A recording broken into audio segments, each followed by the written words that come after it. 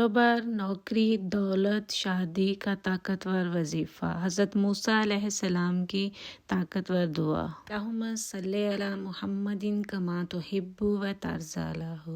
अस्सलामु अलैकुम my YouTube family, कैसे हैं आप सब? अल्हम्दुलिल्लाह मैं ठीक हूँ और उम्मीद करती हूँ कि आप सब भी खैर व आफियत से होंगे और दुआ करती हूँ कि अल्लाह ताला आप सब की हाजात को पूरा फरमाए। आमीन सुम्मा आमीन। व्लॉग शुरू करने से पहले मैं आपको बताना चाहती हूँ कि मुझे जिसने दुआ के लिए कहा है, मैंने अपने उन सब बहन भाइयों के लिए दुआ की है कि अल्लाह ताला सबकी परेशानियाँ ख़त्म फरमाए। स्पेशली मेरी उन बहनों की जिनकी शादियाँ नहीं हो रही और उनकी उम्र बढ़ती जा रही है, अल्लाह ताला उनके लिए नेक सबब लगाए, उन्हें नेक और प्यार करने वाले साथी दे। आमीन सुम्मा आमीन। और प्लीज़ आप भी, जो भी मेरे कोई ये वीडियो सुन रहा होगा, प्लीज़ आप भी दुआ करिएगा उनके लिए कि अल्लाह ताला सबको अपने घरों का करे, उनको घर की खुशियाँ अता फरमाए। आमीन। आज मैं आपसे जो वजीफ़ा शेयर कर रही हूँ हज़रत मूसा अलैहिस्सलाम का वजीफ़ा है। हज़रत मूसा अलैहिस्सलाम के पास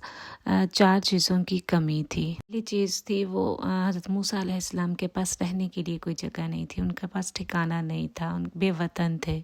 इस दुआ की बरकत से अल्लाह ने उनको ठिकाना दिया और उन्हें रहने के लिए जगह और मंजिल दी। दूसरा, उनके पास हज़रत मूसा अलैहिस्सलाम के पास खाने के लिए कुछ नहीं था, तो अल्लाह ताला ने उनकी इस परेशानी को दूर किया और उन्हें खाने के लिए रिज़्क़ अता फरमाया। और तीसरा, हज़रत मूसा अलैहिस्सलाम खौफ में थे, तो इस दुआ की बरकत से अल्लाह ताला ने उन्हें खौफ से निजात दी।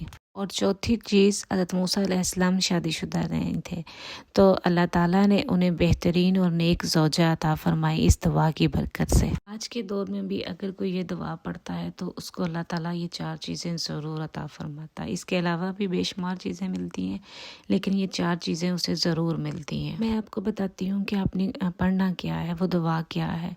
वो दुआ ये है, रब्बी इन्नी लिमा अंज़लता इलैया मिन खैरिन फ़कीर।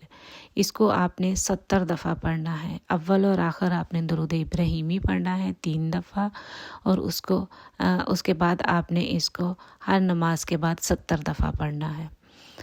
तो इस दुआ के 2 अमल हैं, एक तो हर नमाज के बाद 70 दफ़ा पढ़ना है, और दूसरा अमल इसका ये है कि एक आप सुबह इसको 70 दफ़ा पढ़ें, अव्वल और आखिर दुरूद इब्राहिमी, और उसके बाद आप इसको सारा दिन खुला पढ़ते रहें। ये 2 तरीके हैं। अब जो आपको इसमें से मुनासिब लगे, जो जिसमें आपको आसानी लगे कि आप कर सकते हैं, वो आप कर लीजिएगा, और इंशाल्लाह इसका बेशुमार फ़वाइद हैं। जो कोई इस दुआ को पढ़ता है उसको ये 4 चीज़ें ज़रूर मिलती हैं। और ये दुआ कुरान पाक में आई है। कुरान पाक की सूरत कसस में 24 नंबर आयत है जिसमें ये दुआ है। यकीन माने ये उन लोगों के लिए बहुत वर्क करती है जो अपने आप को समझते हैं कि हम मायूस हो चुके हैं, कि जिनके पास रहने के लिए ठिकाना नहीं है, जिनके पास खाने के लिए रिज़्क़ नहीं है, जिनके पास सुकून नहीं है, जो बेयारो मददगार हैं, जिनकी शादियां नहीं हो रही, उनके लिए, सबके लिए है ये। जैसे मैंने आपको बताया कि हज़रत मूसा अलैहिस्सलाम के पास 4 चीज़ें नहीं थी, तो इस दुआ की बरकत से अल्लाह ताला ने उन्हें 4 चीज़ें नवाजी। तो इंशाल्लाह आज के दौर में भी जो इसको पढ़ेगा अल्लाह ताला उसको ये 4 चीज़ें ज़रूर देगा। इस दुआ के साथ नबियों की बरक़ात हैं, क्योंकि ये नबियों का वजीफ़ा है। हज़रत मूसा अलैहिस्सलाम अल्लाह के नबी हैं, तो उनका वजीफ़ा है। और जो आम हम वजीफ़े पढ़ते हैं उसकी भी बहुत सी बरक़ात हैं, वो भी यकीनन बहुत जल्दी कबूल होते हैं, लेकिन जिन वजीफ़ों के साथ नबियों की निस्बत हो, वो वजीफ़े दूसरे वजीफ़ों की निस्बत ज़रा जल्दी असर रखते हैं। ये इस वजीफ़े को अपनी ज़िंदगी में शामिल करें और अपनी इन परेशानियों से छुटकारा हासिल करें।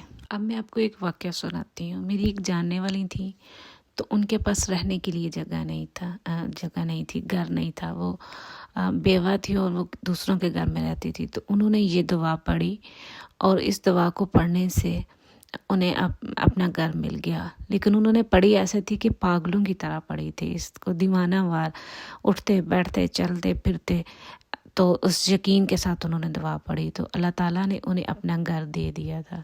उनकी जो परेशानियां थी, जैसे मैंने आपको कहा कि जिसके ये 4 चीज़ों की परेशानी होती है, इस दुआ की बरकत से अल्लाह ताला उसे 4 चीज़ें ये अता फरमाता है। उसको घर देता है, उसको रिज़्क़ देता है, اس کو کاروبار دیتا ہے، اس کی اگر کسی کی شادی نہیں ہے تو اس کو شادی ہوتی ہے، اللہ تعالیٰ اس کو اس طرح کی تمام پریشانیوں سے نکال دیتا ہے اس وظیفے کی برکت سے۔ میں آپ سے ہمیشہ ایک ریکویسٹ کرتی ہوں کہ جو بھی آپ وظیفہ کرتے ہیں اس کو یقین کے ساتھ کیا کریں۔ ایک بندہ ایک اللہ تعالیٰ کے کسی نیک بندے کے پاس گیا تو اس سے پوچھتا ہے کہ آپ مجھے نا اسم اعظم دیں، تو انہوں نے اسے پتہ کیا جواب دیا؟ انہوں نے کہا اسم اعظم، آپ تم میرے سے اسم اعظم مانگتے ہو، میرے نزدیک اسم اعظم یقین اعظم ہے۔ اس کا کیا مطلب ہے؟ اس کا مطلب یہ ہے کہ اگر کسی کو کسی بھی چیز پہ یقین ہے تو وہ اس کے لیے اسم اعظم جیسا کام کرتا ہے۔ تو اس طرح اگر آپ یقین کے ساتھ کسی بھی چیز کو پڑھتے ہیں، یقین کے ساتھ اگر آپ صرف اللہ ہی کہتے ہیں نا کہ میں اللہ کو بلا رہی ہوں یا بلا رہا ہوں، یقین کے ساتھ وہ میری اس آواز پہ، میری اس پکار پہ ضرور میری سنے گا، تو یقین مانے یہی آپ کے لیے اسم اعظم ہے۔ اور اسم اعظم آپ کو پتہ ہے کس طرح ورک کرتا ہے، اس کن والا حساب ہے۔ اس لیے آپ جو بھی وظیفہ کرتے ہیں آپ اس کو یقین کے ساتھ کیا کریں۔ اگر آپ یقین کے ساتھ اسے کریں گے تو آپ کو اس کا 100% رزلٹ ملے گا اور بہت جلد ملے گا۔ آئی ہوپ میری یہ ویڈیو، میری یہ چھوٹی سی کوشش آپ کو اچھی لگی ہوگی۔ اگر آپ کو اچھی لگے تو اسے دوسروں تک شیئر کریں تاکہ دوسرے بھی اگر کسی قسم کے مسئلے میں ہیں تو وہ اس کو پڑھیں اور اپنی زندگی کو آسان بنائیں۔ اور اگر آپ ایسا کرتے ہیں تو یہ آپ کے لیے ایک صدقہ جاریہ ہے۔ کسی اپنے مسلمان بہن بھائی کو مشکل سے نکالنا یہ بہت بڑی نیکی ہے۔ اگر آپ یہ نیکی میں حصہ ڈالنا چاہتے ہیں تو اسے دوسروں تک شیئر کریں تاکہ دوسرے اپنی مشکلوں، پریشانیوں، تکلیفوں سے نکلیں اور ان کے دلوں سے آپ کے لیے دعا نکلے گی۔